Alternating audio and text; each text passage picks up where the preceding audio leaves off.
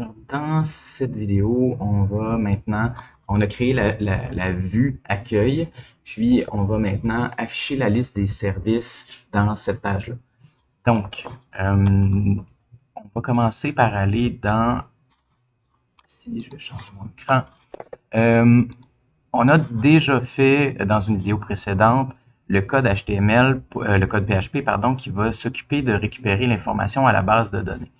On n'a pas fait de filtre, on n'a pas fait de tri, mais pour l'instant, on a on récupère tout des services. Ensuite, on a fait notre page accueil qui a, pour l'instant, ça affiche juste accueil. Ce qu'on peut faire maintenant, c'est dans l'application, c'est l'application qui va gérer toute l'information.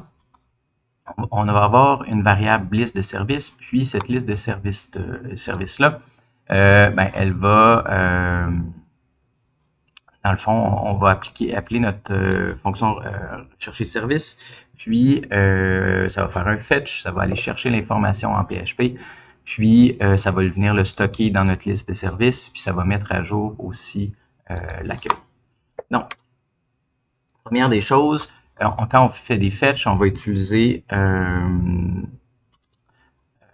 const réponse est égal à fetch. Comme ça. Fetch, là, on va faire une requête get, donc on n'a pas besoin de paramètres spéciaux à part l'URL. On va dire API /service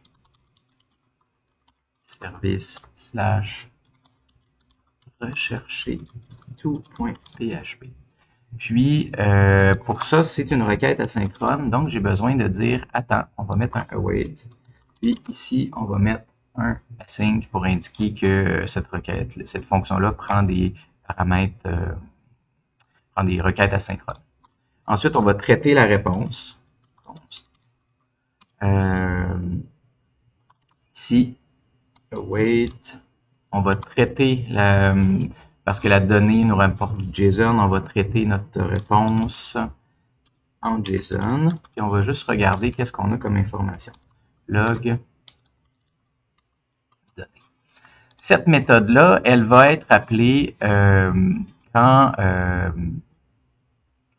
partir de notre accueil, du moment qu'on va construire, il y a plusieurs façons de faire, c'est que du moment qu'on va appeler render, on pourrait mettre toute notre logique là, ou on pourrait le mettre au moment qu'on construit notre application. Dans toutes les fois que je fais new, je vais chercher l'information, puis je viens la stocker, comme vous voulez. Ça serait un des deux. Fait qu'on peut décider qu'on met tout dans render pour rendre ça plus simple. Ça va ressembler un peu à ce que fait React aussi. Puis, donc, je pourrais dire this application l'appeler comment? Chercher service. Rechercher service. Comme ça. Donc, du moment que j'ai ça ici, je recherche les services, puis on va aller regarder qu'est-ce que ça dit. Ça ici, j'ai mes données, ça retourne un objet donné qui a aussi un objet donné à l'intérieur avec une liste de services avec le nom, la description, le prix.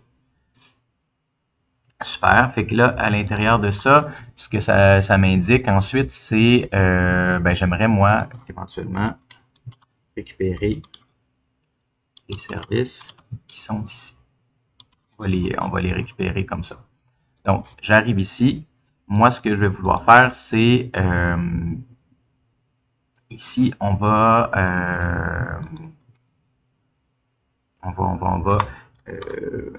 return point. Peut-être qu'il faudrait que je mette un autre, je pourrais peut-être appeler ça résultat, juste pour que ça soit plus clair. Là. Résultat. Puis mon résultat contient un objet de données parce que c'est ce que je retourne à la fin, ici, dans mes services. Super. Ça, je peux arrêter ça. On va regarder, est-ce que maintenant je récupère mes services ici? Service. Donc, je suis dans ma vue d'accueil.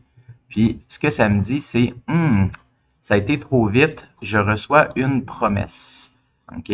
Puis, ma promesse, ben, elle est pas... il faut que j'attende un petit peu parce que j'utilise de la synchrone. Donc, ici, je vais dire await, puis ma fonction render va être async. Puis là, je vais dire, tu es censé attendre tout ça, puis après, on devrait avoir les services. Je reviens, et là, tout d'un coup, j'ai mes objets qui sont corrects. Okay? Maintenant, ce que je peux faire aussi, c'est, je pourrais faire une boucle,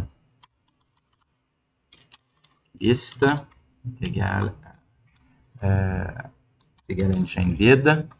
Puis, on pourrait dire service.forEach, oups, comme ça. Puis, à l'intérieur de forEach, je vais passer un service à la fois. Ben, je vais dire que je vais mettre une div.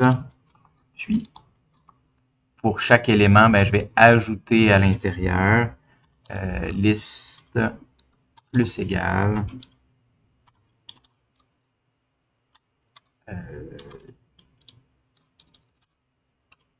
ça. En fait, ce que je vais faire, ça va être plus joli, ça va être plus propre. Je vais me faire un gabarit aussi, gabarit, comme ça. En fait, ça pourrait être, vu que c'est une liste, ça pourrait être un UL, vu qu'on essaie d'être sémantique, LI. Comme ça, on va pas faire du beau HTML aujourd'hui, mais c'est le principe de la accolade. Ça, c'est des données, hein, c'est mes données de service. Donc, j'ai accès à élément.nom, parce que dans le fond, pour chaque élément, je stocke ça temporairement dans une variable qui s'appelle élément pour chaque service. Puis, je vais mettre service.nom. On va commencer avec ça. Puis, je vais dire liste plus égale à mon gabarit. Donc, je vais, chacun de mes services, on va rajouter du HTML. Puis, à la fin, liste plus égale, on va fermer la balise UL. Donc, je vais avoir une liste avec des LI à l'intérieur. Puis, cette liste-là, ben, je peux l'insérer après dans mon gabarit. Je vais dire accolade liste. Puis, c'est de cette manière-là qu'on va ajouter notre liste ici. Donc, maintenant, on a les services qui s'affichent.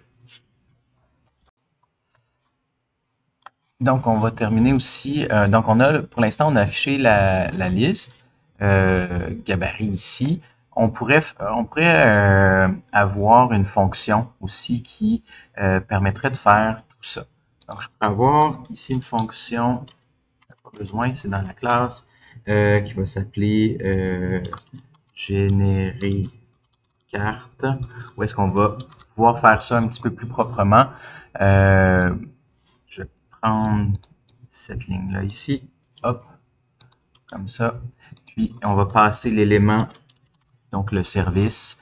Puis là, je pourrais plus en détail mettre le nom, puis après ça, je pourrais dire afficher $accolade, accolade, élément.prix. On va mettre le prix comme ça. Donc, vous pourriez avoir aussi un HTML beaucoup plus complexe que ce que je fais là. L'idée, c'est juste vous donner une idée de comment on pourrait structurer une vue. Puis, ensuite, il faut que je retourne mon gabarit. Ça permet d'avoir peut-être, si on a du long HTML, regrouper ça, c'est un peu plus lisible.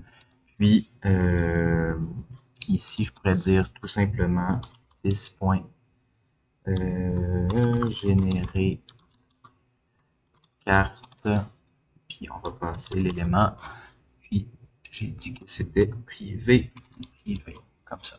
Donc, c'est un petit peu plus propre, ça permet d'organiser notre code un petit peu mieux. Puis, ce qu'on pourrait faire aussi en faisant ça, donc là, je vais passer au travers de mon élément, j'ouvre ma balise, je ferme ma balise, puis je l'injecte par la suite. Donc, si on regarde maintenant mon HTML qui va avoir besoin d'amour un petit peu. Il manquerait le signe de $, puis on va avoir besoin d'un petit espacement. Signe de $. Puis là, on aurait nos prix ici, l'élagage, les plates-bandes, le gazon, etc., etc. Donc, je vais arrêter la vidéo à ce moment-ci. Puis, ce qu'on va vouloir faire après, c'est faire notre page 404 si on génère autre chose. Mais ça va être un peu le même principe pour les 3 autres vues, pour le formulaire, puis pour afficher le détail d'un élément.